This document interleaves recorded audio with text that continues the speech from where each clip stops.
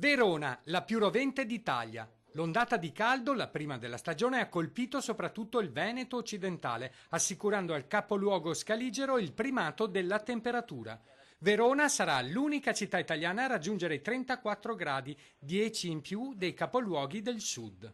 E le cose peggioreranno nel fine settimana. Perché il peggio deve arrivare? Perché con il passare dei giorni l'atmosfera, i bassi strati dell'atmosfera si caricano di umidità e quindi la sensazione e la percezione sarà sempre più brutta, più fastidiosa. Dunque colonnina di mercurio abbondantemente sopra i 30 gradi, ma è l'umidità però a far soffrire di più i veneti, con temperature percepite nei prossimi giorni decisamente più elevate. Siamo 5, 6, 7 gradi oltre la media, è dovuta alla presenza di un anticiclone molto intenso su di noi che impedisce il ricambio delle masse d'aria, quindi costringe la massa d'aria a stazionare sul Catino, in modo particolare nel Catino padano, e qui, come dicevamo, si carica di umidità e di calore. La Regione ha attivato un protocollo per l'intervento in caso di ondate di caldo. Ad essere monitorati soprattutto i soggetti anziani considerati a rischio, gli ultra 75 anni che vivono da soli. A Verona se ne contano circa 13.000.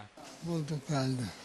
Primi caldi e prime richieste di intervento, da Padova a Venezia, da Rovigo a Treviso. Boom di telefonate nelle centrali operative del SUEM 118 per le richieste di intervento. Ma lei sta male adesso? Ha male da qualche parte? Abbiamo già assistito ad un aumento delle richieste di intervento.